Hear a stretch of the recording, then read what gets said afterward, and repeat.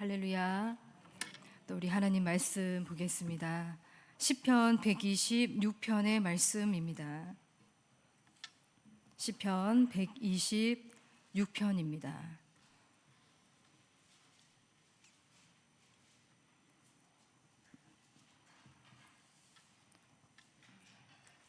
네, 126편 말씀 함께 합독하시도록 하겠습니다. 여호와께서 시온의 포로를 돌려 보내실 때에 우리는 꿈꾸는 것 같았도다. 그때에 우리 입에는 웃음이 가득하고 우리 혀에는 찬양이 찼었도다. 그때에 문 나라 가운데에서 말하기를 여호와께서 그들을 위하여 큰 일을 행하셨다 하였도다. 여호와께서 우리를 위하여 큰 일을 행하셨으니 우리는 기쁘도다. 여호와여, 우리의 포로를 남방 시내들 같이 돌려 보내소서. 눈물을 흘리며 씨를 뿌리는 자는 기쁨으로 거두리로다. 울며 씨를 뿌리러 나가는 자는 반드시 기쁨으로 그 곡식단을 가지고 돌아오리로다. 아멘. 살다 보면 문득 과거의 기억들이 떠오르는 순간이 있습니다.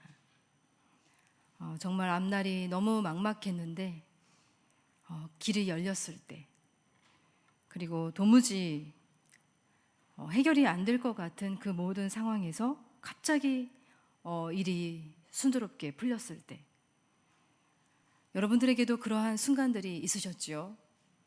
네, 그 순간들은 우리의 하나님이 우리 인생 가운데 놀랍게 일하셨던 바로 그때였을 것입니다. 시편 126편은 바로 그런 순간을 기억하는 사람의 노래입니다. 우리는 꿈꾸는 것 같았도다. 1절의 말씀에 우리는 꿈꾸는 것 같았도다, 그렇게 말하고 있는데, 이 시인은 하나님께서 행하신 일을 꿈처럼 그리워하면서 잊지 못하는 그런 사람입니다. 그러나 시인은 이 과거의 기억만 붙들고 있는 그런 사람이 아니죠. 과거에 하나님이 하셨던 일을 기억하면서 오늘도, 바로 오늘도 시인은 다시 씨를 들고 밭을 향해 나아가는 사람으로 묘사되어 있습니다. 그의 손에는 오늘 자신의 인생밭에 뿌릴 씨앗들을 한 움큼 쥐고 있습니다. 이 현실은 굉장히 거칠고 상황은 예측할 수 없어도 그는 씨를 뿌리기 위해서 나가고 있습니다. 그는 지나간 기쁨을 알면서도 아직 오지 않은 기쁨을 기대합니다. 이것이 바로 그의 믿음이에요. 여러분, 믿음은 열매를 드디어 내 손에 쥔 뒤에 생기는 그런 확신이 아닙니다. 믿음은 아직 손에 씨만 들려져 있지만 하나님께 오늘의 발걸음을 맡기고 미래의 열매를 맡기는 결단이 바로 믿음입니다. 그런 여러분의 믿음을 응원합니다. 그런데 굉장히 이상한 일이죠. 씨를 뿌리는데 왜 눈물을 흘리고 있는 걸까요? 우리 5절과 6절의 말씀을 한번 같이 읽어보겠습니다. 시작. 눈물을 흘리며 씨를 뿌리는 자는 기쁨으로 거두리로다. 울며 씨를 뿌리러 나가는 자는 반드시 기쁨으로 그 곡식단을 가지고 돌아오리로다. 아멘. 여러분, 씨를 뿌리는 일이 그렇게 울어야 하는 일인가요? 여러분, 씨를 뿌리면서 울면서 뿌린 적 있으신가요? 한 독일어 격언에 이런 말이 있습니다. 씨를 뿌릴 때는 웃지 말아라. 씨를 뿌릴 때는 웃지 말아라. 그렇지 않으면 거둘 때 울어야 한다. 라는 독일어 격언이 있습니다. 여러분, 씨 뿌리는 일이 가벼운 일이 아니라는 그런 격언이 담겨져 있는 말인 것 같습니다.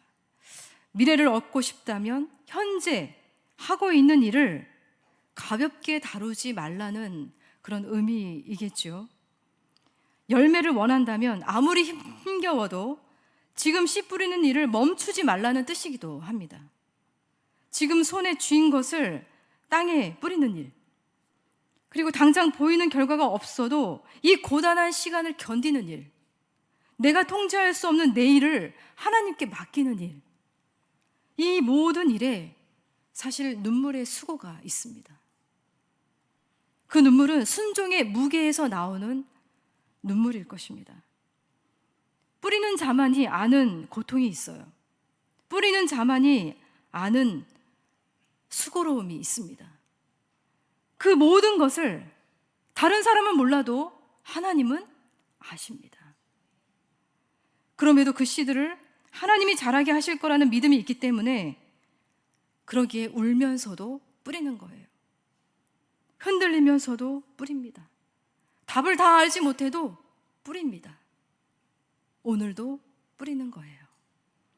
그런데 씨를 뿌리는 자들이 반드시 알아야 할 사실이 있습니다. 여러분, 사도 바울이 이런 말을 했었죠. 고린도전서 3장 6절에 나는 심었고 아볼로는 물을 주었으되 누가 자라게 하신다고요? 네, 오직 하나님께서 자라게 하시나니. 여러분, 우리가 할 수 있는 영역이 있고 우리가 할 수 없는 영역이 있습니다. 우리가 할 수 있는 영역은 씨를 뿌리고 물을 주는 데까지입니다. 그러니까 포기하지 않고 다시 기도의 자리에 서는 데까지, 바로 거기까지예요. 여러분, 말씀을 붙들고 한 영혼을 위해서, 또 공동체를 위해서, 가정을 위해서 중보기도 하고 또 사랑하고 섬기는 데까지, 거기까지가 우리의 영역인 거예요. 눈물을 흘리며 씨를 뿌리는 거, 여기까지가 기도하는 사람에게 맡겨진 자리예요. 그러나 분명히 알아야 할 사실이 있어요. 씨가 싹트는 일은 누구의 영역인가요? 하나님의 영역입니다. 우리의 영역이 아니에요. 굳은 마음이 깨지는 일도 우리의 영역이 아닙니다. 하나님의 영역이에요. 한 영혼이 복음 앞에 완전히 뒤집어지는 일도 우리의 영역이 아니에요. 하나님의 영역입니다. 공동체 안에 생명의 불길이 다시 타오르는 그 일도 우리의 영역이 아니라 하나님의 영역이에요. 하나님께 속한 일이에요.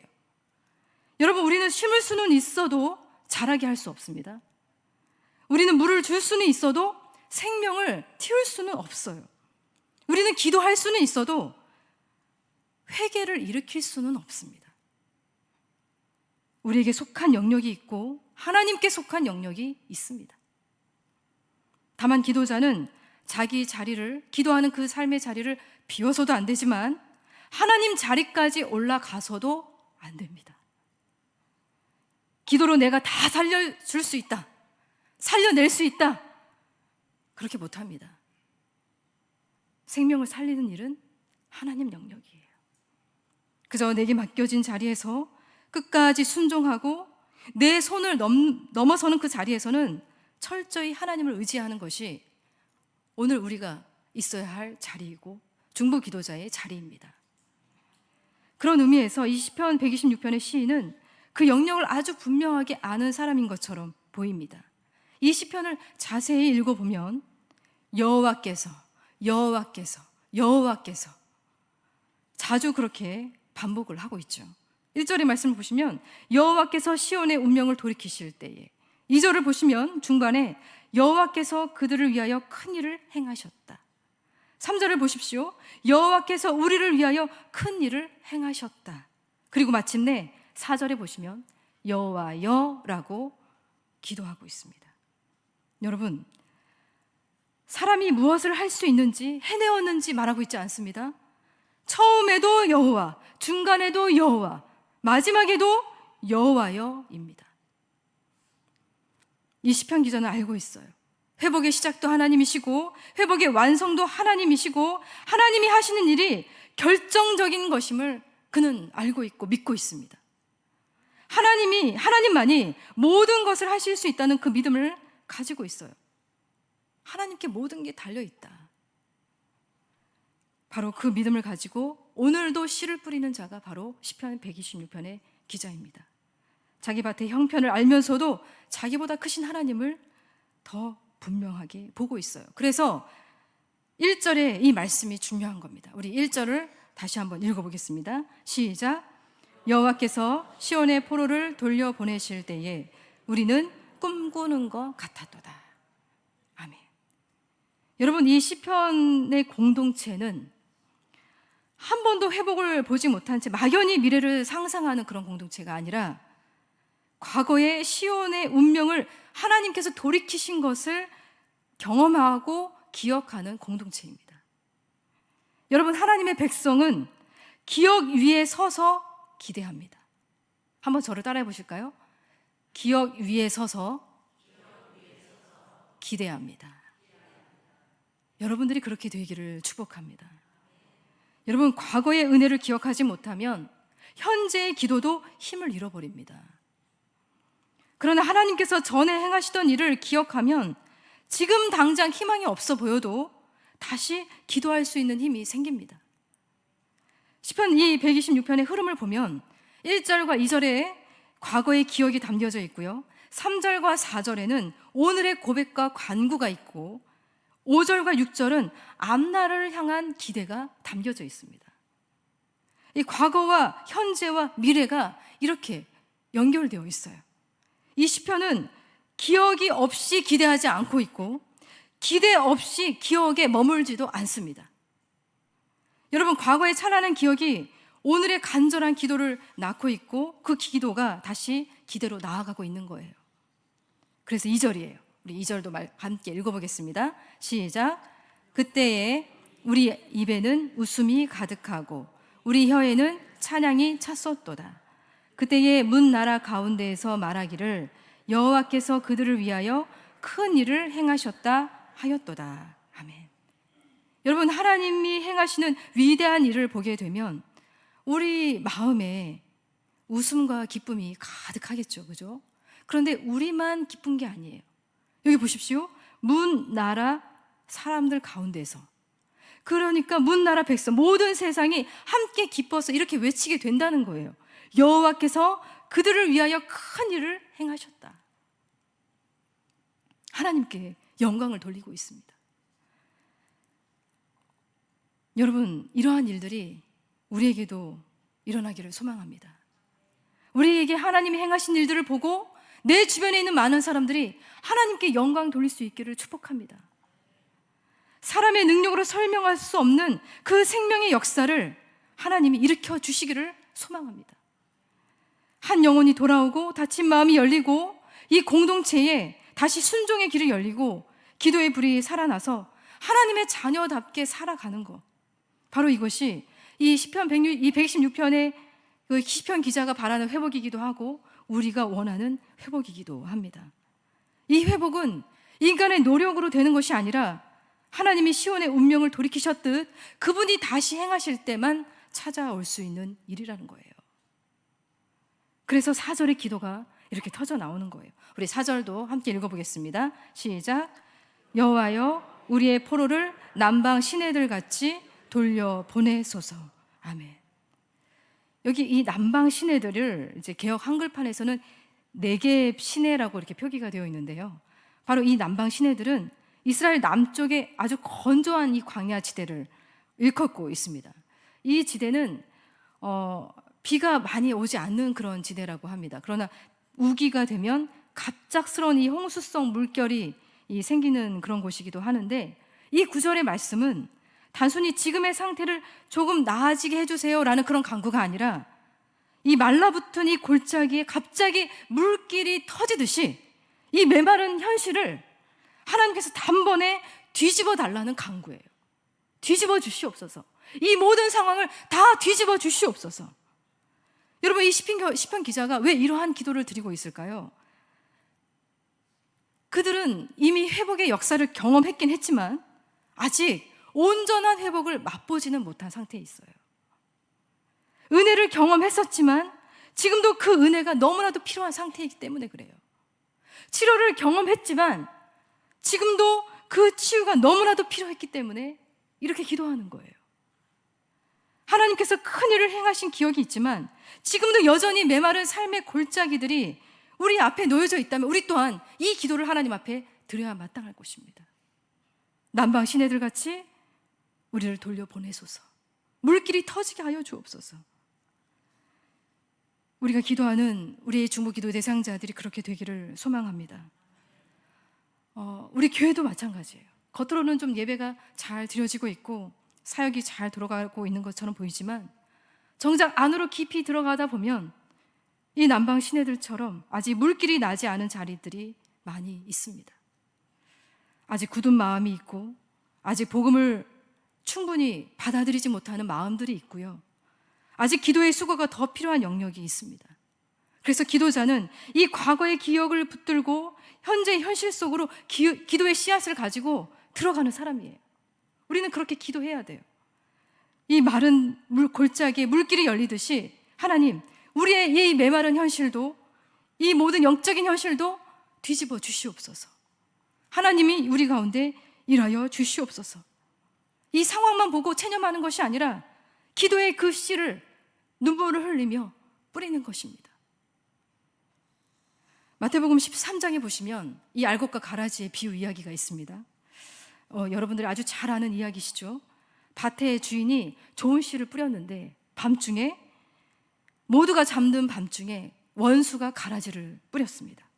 분명히 좋은 씨를 뿌렸는데 좋은 열매만 보이지 않는 거예요. 우리가 기도하고 난 이후에도 그런 현실을 맞닥뜨릴 수 있습니다. 기도하고 났는데도 가라지가 보일 수 있습니다. 공동체를 위해 수고했는데도 돌아보니 뭔가 혼란스럽고 무질서해진 모습을 볼 수도 있습니다. 우리가 맞닥뜨리게 되는 이 세상을 의미하는 이 밭의 현실이 우리 앞에 펼쳐질 수도 있습니다. 그러나 여러분, 눈에 보이는 그게 다가 아니에요. 이 말씀을, 이 알곡과 가라지의 이야기를 자세히 보시면 그 상태가 마지막이 아니에요. 아직 추수 전이라는 거예요. 추수 전. 아직 마지막이 아니라는 겁니다. 그 모든 열매의 마지막은 하나님이 거두시게 된다는 거예요. 그 모든 상황들을 바로잡으시는 하나님이 말씀하십니다. 그냥 함께 두라. 왜냐하면 마지막 그 순간에 하나님이 다루실 것이기 때문입니다. 그러기에 기도자는 가라지가 보인다고 씨 뿌리는 일을 멈추어서는 안 됩니다. 밭을 떠나지 말아야 합니다. 결과를 섣부르게 단정하고 아무것도 하지 않은 채로 머무르지 말아야 합니다. 자기 손에 쥐어진 이 씨앗들을 계속 손에 쥐고만 있으면 안 되고요. 그 씨앗을 땅에 묻혀야 하고 그 씨앗들이 땅에서 죽어야 합니다. 그래야 열매가 맺히게 되는 거예요. 그리고 그 이후에 일어나는 일들은 믿음의 눈으로 들여다보아야 합니다. 믿음의 눈으로 보면 지금은 보이지 않아도, 지금은 설명되지 않아도 그곳에서 하나님이 일하고 계심을 마침내 알게 될 것입니다. 씨가 썩어지는 자리에서 우리 하나님은 생명을 준비하고 계십니다. 그래서 다시 이렇게 고백하게 되는 거예요. 5절과 6절을 다시 한번 읽어보겠습니다. 시작. 눈물을 흘리며 씨를 뿌리는 자는 기쁨으로 거두리로다. 울며 씨를 뿌리러 나가는 자는 반드시 기쁨으로 그 곡식단을 가지고 돌아오리로다. 아멘. 아도니람 저드슨 선교사님 이야기가 있습니다. 아도니람 이 저드슨, 이분은 미국 최초의 파견된 선교사님이세요. 바로 버마로, 미얀마로 파송된 미국인 최초의 선교사님이신데요. 그분이 1812년에 아내와 함께 선교사로 이제 미얀마로 갔습니다.